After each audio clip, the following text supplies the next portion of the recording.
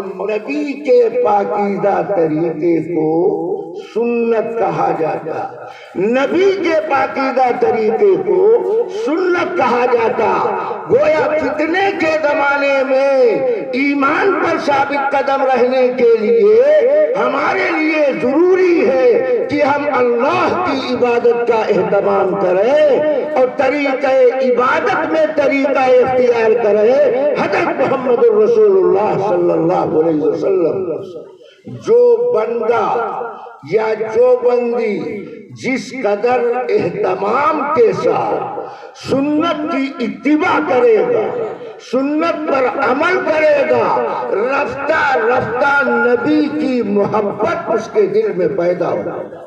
نبی کی محبت پیدا کرنے کا سب سے آسان اور سب سے مضبوط طریقہ ہے کہ حضرت محمد رسول اللہ صلی اللہ علیہ وسلم کی سنت کی تابعداری کی جائے۔ جو جس قدر سنت کا متبع ہوتا اس کے دل میں نبی کی محبت دن بدن بڑھتی جاتی ہے۔ محبت نبی بھی نجات کا سامان ہے، مگر محبت نبی پیدا کرنے کا آسان طریقہ یہ ہے کہ سنت کا اہتمام کیا جائے، سنت کی اتباع کی جائے۔ قرآن کی یہ آیت کس پس منظر میں نازل ہوئی؟ حضرت عائشہ رضی اللہ تعالیٰ عنہا کہتی ہیں کہ ایک دن ایک صحابی آئے اور اللہ کے نبی سے کہنے لگے، اللہ کے رسول ہم آپ سے کتنی محبت کرتے ہیں، دھیان سے سنو میں کیا کہہ رہا ہوں۔ وہ صحابی آ کر نبی سے کرے، اللہ کے رسول ہم آپ سے اپنی جان سے زیادہ محبت کرتے ہیں۔ اللہ اکبر! ہے دنیا میں کوئی دعویٰ کرنے والا جو یہ دعویٰ کر دے کہ اپنی جان سے زیادہ ہم نبی سے محبت کرتے ہیں؟ یہ تو غلام مصطفیٰ صحابی رسول کا مقام ہے کہ نبی کے سامنے کہتے ہیں اللہ کے پیغمبر ہماری جان سے زیادہ آپ ہمیں عزیز ہیں۔ اور یہ مال اور اموال، یہ مال اور اموال ان سے زیادہ ہم آپ سے پیار کرتے ہیں، اور بیوی اور بچے ان سے زیادہ آپ ہمیں پیارے۔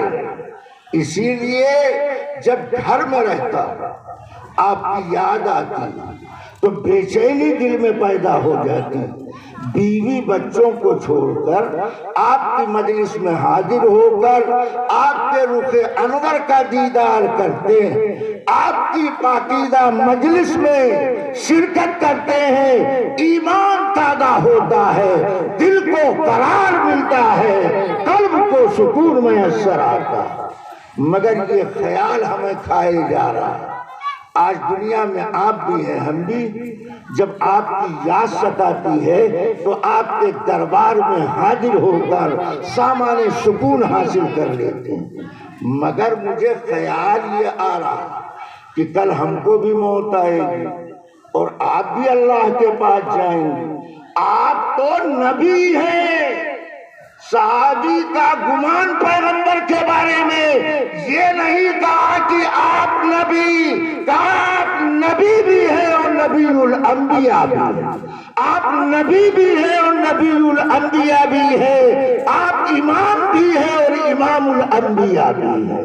آپ نبی بھی ہیں اور خاتم النبیین ہیں۔ آپ کا رتبہ مقام عالی اللہ جانتا ہے، کوئی بندہ نہیں جانتا ہے۔ تو میدان قیامت میں آپ کا مرتبہ بہت بلند ہوگا۔ ہمیں جنت میں جگہ ملتی ہے یا نہیں ملتی ہے یہ تو اللہ جانے۔ اللہ اکبر! اس قدر مخلص آدمی وہ اپنے عمل پہ ناز نہیں کرتا، وہ تو اللہ سے رحمت کی درخواست کرتا ہے، کہتا ہے ہمارا کیا حال، نہ معلوم ہمیں کہاں جگہ ملے، اور آپ کو جنت میں اعلیٰ مقام ملے گا۔ وہاں آخرت میں آپ کی یاد آئے گی تو ہم کہاں آپ سے ملاقات کریں گے؟ آخرت میں آپ کی یاد ستائے گی تو ہم کیسے آپ کا دیدار کریں؟ آپ تو اعلیٰ مقام پر ہوں گے، ہم تو نہ معلوم کہاں چھوڑ دیے جائیں گے۔ ہمیں غم اس بات کا ہے کہ آخرت میں ہم آپ کا دیدار کیسے کریں گے۔ اللہ کے نبی سے صحابی نے سوال کیا، مگر اللہ کے پیغمبر نے صحابی کے سوال کا جواب نہیں دیا، سکوت فرمایا، خاموش رہے۔ اتنے میں حضرت جبرائیل علیہ السلام قرآن کی یہ آیت لے کر اترے، وَمَن يُطِعِ اللَّهَ وَالرَّسُولَ، جس نے اللہ کی عبادت کیا، رسول کی اطاعت کیا، اللہ میدان محشر میں ایسے مطیع فرما بردار بندوں کو انبیاء کی، صدیقین کی، شہداء کی، صالحین کی معیت میں رکھیں گے۔ وَحَسُنَ أُولَئِكَ رَفِيقًا، یہ بہترین رفاقت ہے، یہ اعلیٰ درجے کے ساتھی ہیں، یہ رتبہ اس کو ملے گا جو صرف اللہ کی عبادت کرتا ہو اور حضرت محمد الرسول اللہ صلی اللہ علیہ وسلم کے پاکیزہ طریقے پر اپنی زندگی نچھاور کرتا۔ اللہ نے صحابی کی بات کو سن لیا، اللہ نے صحابی کی بات کو سن لیا۔ نبی جواب نہیں دے رہے ہیں، مگر اللہ جواب دے رہا ہے کہ ان لوگوں کی معیت ان لوگوں کو ملے گی جو اللہ رسول کی تابعداری کرنے والے۔ بات سمجھ میں آ رہی؟ کون کون سمجھ رہا ہے؟ ذرا ہاتھ اٹھاؤ، ہمیں پتہ چلنا چاہیے۔ ماشاءاللہ پیچھے تک سمجھ رہا ہے، تو آگے والے تو ضرورت سے زیادہ سمجھ رہے ہیں، آگے والے تو ضرورت سے زیادہ سمجھ رہے۔ آپ متوجہ رہے میں کہنا کیا چاہتا ہوں۔ اللہ نے یہ آیت نازل فرمائی کہ رسول کی جس قدر تابعداری کرو گے، رسول کی محبت تمہیں میسر آئے گی، اس اطاعت، اتباع، تابعداری کی برکت سے اللہ جنت میں انبیاء کی قربت عطا فرمائیں گے، صحابہ کرام کی معیت عطا کریں گے، شہدائے اعدام کی نسبت عطا کریں گے، اولیاء کرام کی قربت عطا فرمائیں گے۔ ان چار طبقوں کا اللہ تذکرہ کرتا ہے۔ دھیان میں پیراگراف بدل رہا ہوں۔ اللہ تعالیٰ نے اس آیت میں انسانیت کے چار بلند مراتب کا تذکرہ کیا۔ سب سے بلند مرتبہ انبیاء کا، دوسرا مرتبہ صحابہ کرام کا، تیسرا مرتبہ شہداء اعدام کا، چوتھا مرتبہ اولیاء کرام کا۔ یہ انسانیت کے بلند مراتب کہلاتے، مگر ان میں کئی طرح فرق ہے۔ دھیان سے سنو تو بات آسانی سے سمجھ میں آئی، ورنہ آپ کے پھوپڑے سے کراس کر جائے گا۔ انسانیت کے چار بلند مراتب ہیں۔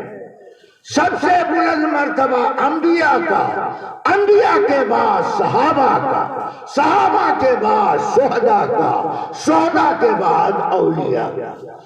مگر ان چار مراتب میں تین طرح فرق ہے۔ ان چار مراتب میں تین طرح فرق ہے۔ پہلا فرق، یہ چاروں ایک ہی رتبے کے نہیں، بلکہ ان کے درمیان فرق ہے۔ انبیاء کا مرتبہ اور صحابہ کا مرتبہ یہ وہبی مرتبہ کہلاتا ہے، اور شہداء کا مقام اور اولیاء کا مقام یہ کسبی مقام کہلاتا ہے۔ کیا مطلب؟ بالفاظ دیگر آپ یوں سمجھو کہ نبوت کا مقام اور صحابیت کا مقام اللہ کی عطا سے، اللہ کی بخشش سے ملتا۔ عبادت سے، ریاضت سے، تلاوت سے، کثرت صدقات سے اور اچھے اعمال بجا لانے سے نہ کوئی نبی بنا ہے نہ کوئی نبی بن سکتا۔ نیک اعمال کی وجہ سے نہ کسی کو صحابیت ملی ہے، نہ کوئی صحابیت کے مقام تک پہنچ سکتا ہے۔ یہ اللہ کی عطا ہے، یہ اللہ کا نگاہ کرم ہے۔ اللہ نے جس کو چاہا نبی بنایا اور جس کو چاہا نبی کا صحابی بنایا۔ ایک فرق یہ، دو مقام وحبی اور دو مقام کسبی، یعنی نبوت اور صحابیت یہ اللہ کے عطا کرنے سے ملتا ہے، اور شہادت اور ولایت یہ انسان کی محنت سے وہ مقام ملتا ہے۔ ایک فرق۔ دوسرا فرق، دو پہلے کے مرتبے اس کا دروازہ بند، نبوت کا دروازہ بند، صحابیت کا دروازہ بند۔ ہم اہل سنت و جماعت پوری دنیا کے مسلمانوں کا اجماعی اتفاقی عقیدہ یہ ہے جیسے خدا کے بعد کوئی دوسرا خدا نہیں، ایسے خاتم الانبیاء حضرت محمد رسول اللہ صلی اللہ علیہ وسلم کے آخری نبی بننے کے بعد اب کوئی نیا نبی نہیں، آخری نبی کے بعد اب قیامت آئے گی، کوئی نیا نبی نہیں آئے گا۔ اسی طرح ہمارا عقیدہ یہ بھی ہے جیسے نبوت رسالت کا مرتبہ، ختم نبوت کا مقام حضرت محمد رسول اللہ صلی اللہ علیہ وسلم کی ذات پر بند کر دیا گیا، مکمل کر دیا گیا، اسی طرح صحابیت کا مقام حضرات صحابہ کرام کی مقدس جماعت کے بعد اللہ نے یہ دروازہ بند کر دیا۔ اب نہ نیا نبی آنے والا ہے، نہ کسی نئے کو صحابی کا درجہ ملنے والا۔ البتہ شہید دنیا میں آئیں